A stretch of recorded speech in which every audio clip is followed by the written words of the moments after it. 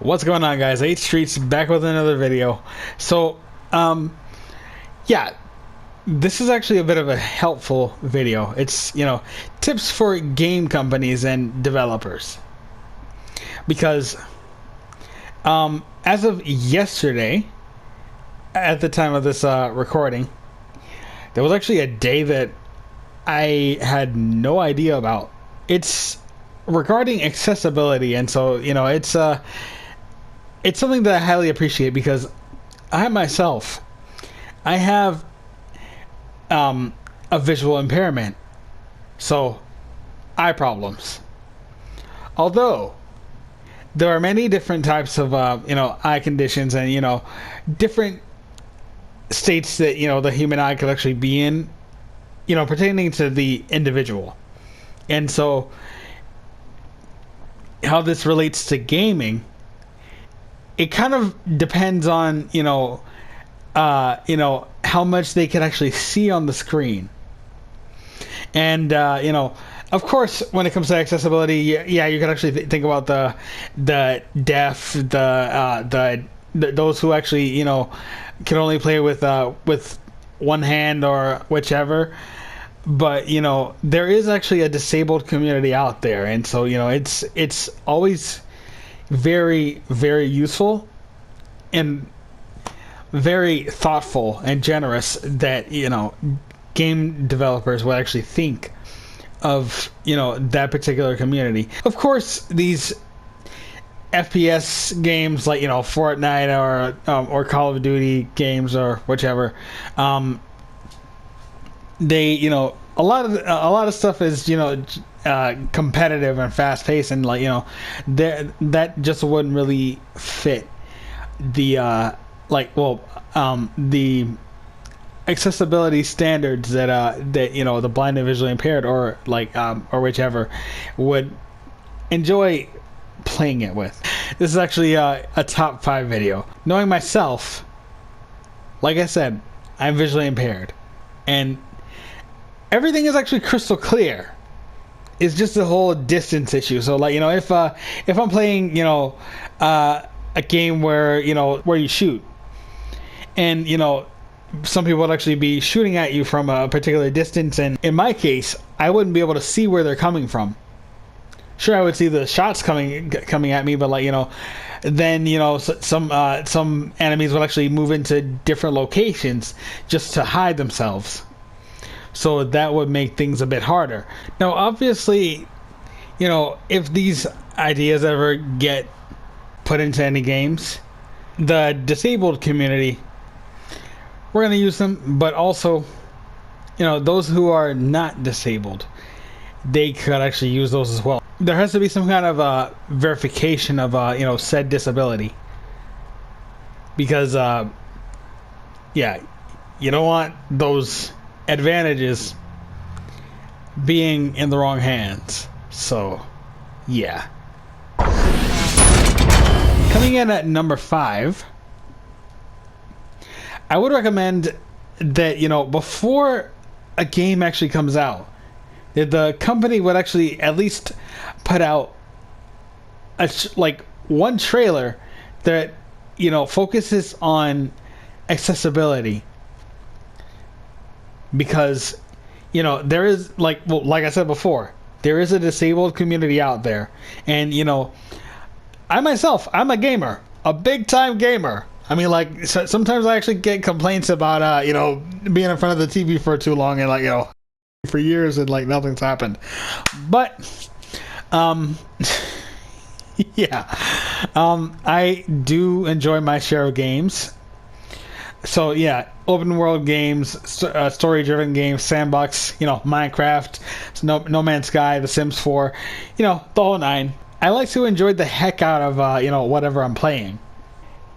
Knowing my situation, I would like the same to be done for those others that are disabled. So for this accessibility trailer, I would recommend for people to just go over what features are accessible, go over particular features that would actually help them, like or like some features that would actually get them immersed into a particular game.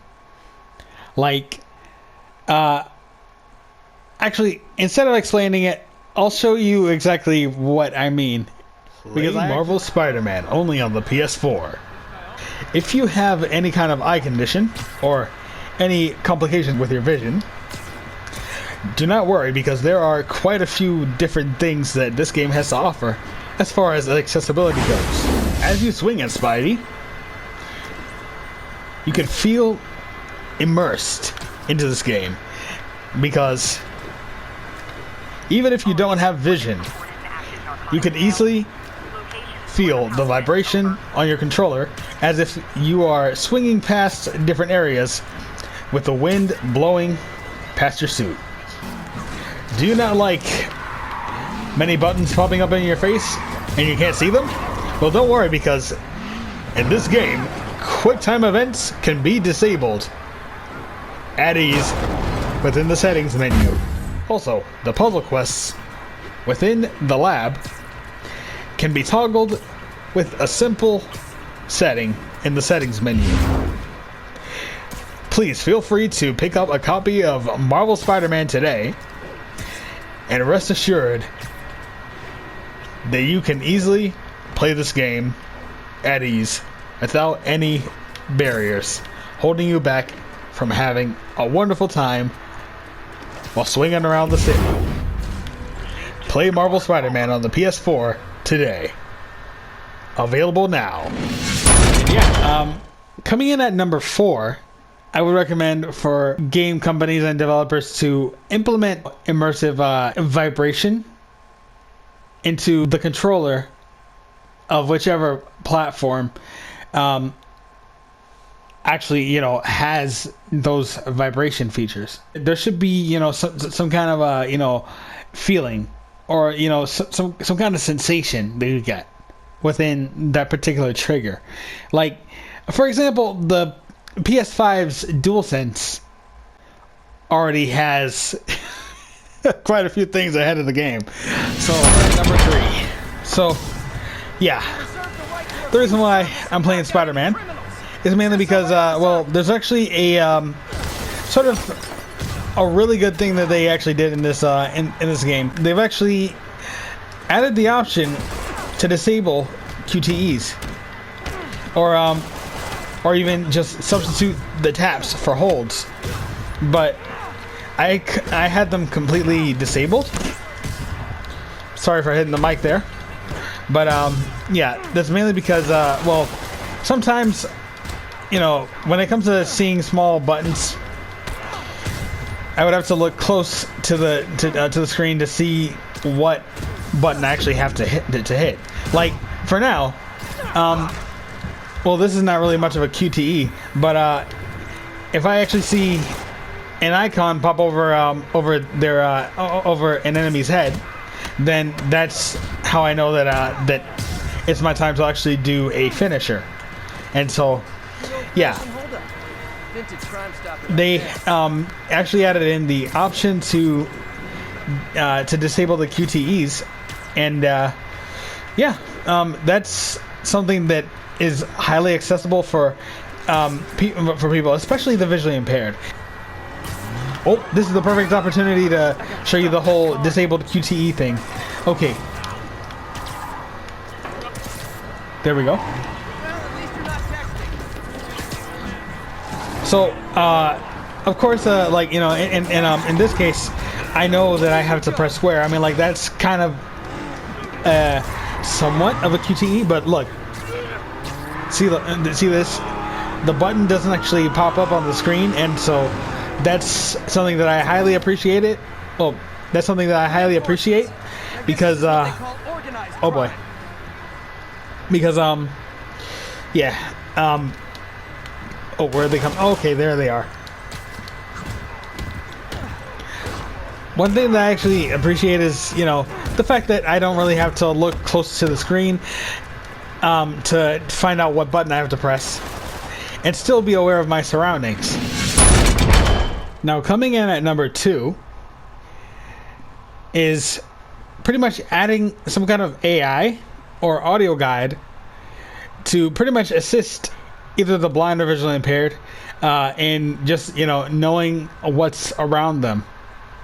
Like, you know, there would be some kind of label or something like that, or like some kind of something that kind of represents an object or a person that's around them. So the reason why I actually chose The Sims 4 is because it's so text heavy. And so in this case, let's say that this game made its way onto the mobile platforms. I mean, well, actually it did. And had some kind of compatibility with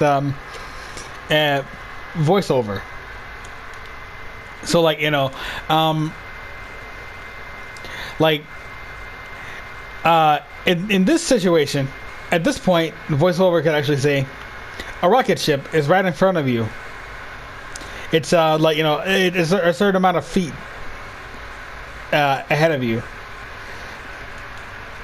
An observatory is like so and so feet to your right. And, you know, just, you know, let you know exactly what's around you.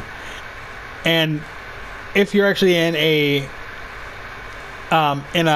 situation like in some games where you're, you know, infiltrating a base or something like that, that voice AI or audio guide or whichever can actually say a sniper is focusing on you on top of a rooftop that's 150 feet to some particular direction, like, you know, 3 o'clock, or like, you know, just, you know, implement the whole clock thing. I mean, I don't know what they actually call that, but they could go into a certain amount of detail about what is around you, so that you can actually know what to watch out for, and also possibly where to find them. That's pretty much number 2. I don't know if you guys actually understood, but I explained it in the best way that I could possibly explain it. But yeah. There we go. This game is rated M for mature. So there's bound to be a bit of blood, gross stuff, and death, but I'll make sure to censor it enough to make this video watchable. Thank you guys so much, and enjoy the video. And finally, number 1. So I figured I'd, you know, record the gameplay, you know, as I actually explain what number 1 is, because this highly relates to this as well. So yeah, this is actually a title that's actually rated M. So kids, ask your parents before buying this. So yeah, yeah. And number 1 is to add a skip option to certain, you know, sections of missions, like in GTA. You know, after a certain amount of failed attempts. Oh boy.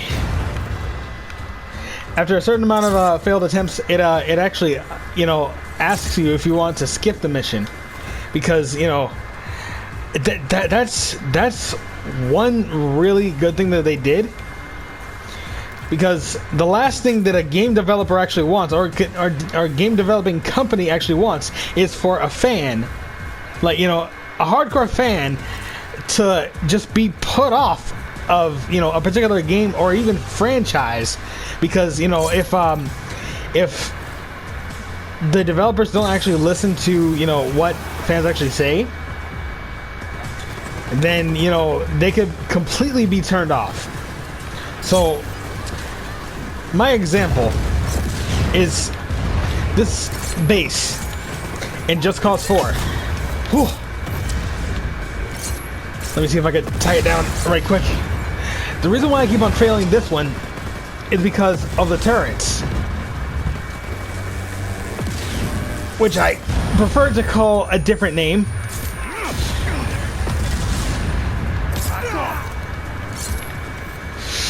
So yeah.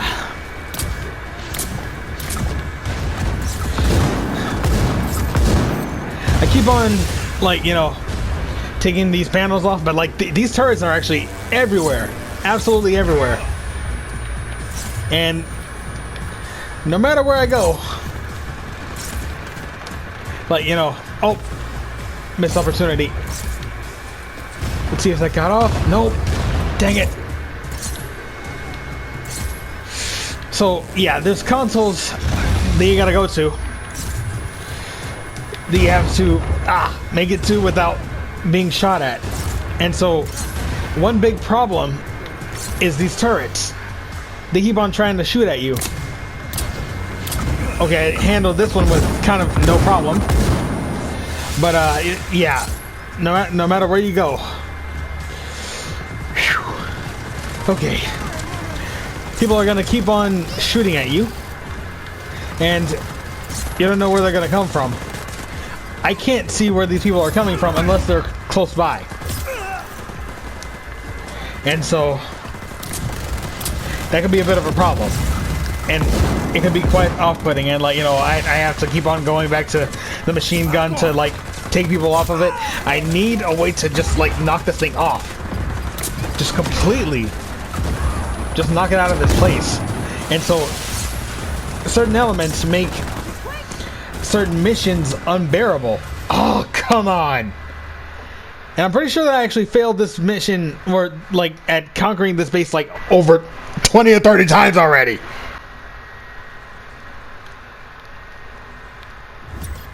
Oh boy. Sorry to express my frustration within this video, but yeah, they need, and I mean need, to add a skip button or like skip option for certain sections in missions. Because there's just certain element that just makes some things unbearable, especially for the disabled. Just putting my controller down right now. If there are any game developers or game companies they're watching this video right now, please follow my suggestion.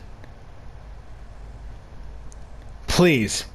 Because, you know, some things like these could just completely turn fans away from the wonderful things that you make. This sandbox that you made for everyone to explore. Certain elements could be off-putting unless there's actually a way to avoid, you know, future frustrations. I currently feel like I can't pass this. Anyway, sorry for the rant. Hopefully these game developers actually, you know, take these tips into consideration, because again, there is a disabled community out there who may be interested in a particular game for, like, you know, certain elements, but, you know, if certain opposing elements just, you know, just turn them away, then, you know, that just, you know, it's not good. It gives a bad reputation to a game company or a game franchise within like a particular demographic or community. So yeah, thank you guys so much for watching. No more rants.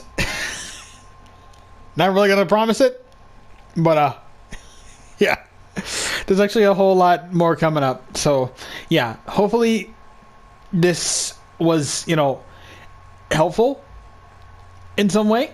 If you know somebody who's a game developer or runs a game company. And yeah, catch you guys next time. 8 Streets out, and God bless. Testing 1 2. Okay, it's working. That's good. Thank you guys so much for watching. I highly appreciate it. Also, thank you for keeping up with the channel as well. If you're brand new to the channel, feel free to like and subscribe, because there's actually a whole lot more gameplay on the way that I'm pretty sure will bless your life. Also, if you would like to support me in my music career, please feel free to go on Apple Music, Spotify, Amazon, Google Play Music, or wherever you would like to, you regularly stream your music, to check out my first album, Home. It's officially released. So, yeah, 8 Streets home. That's H-Streets home. H Streets out. See you guys next time, and God bless.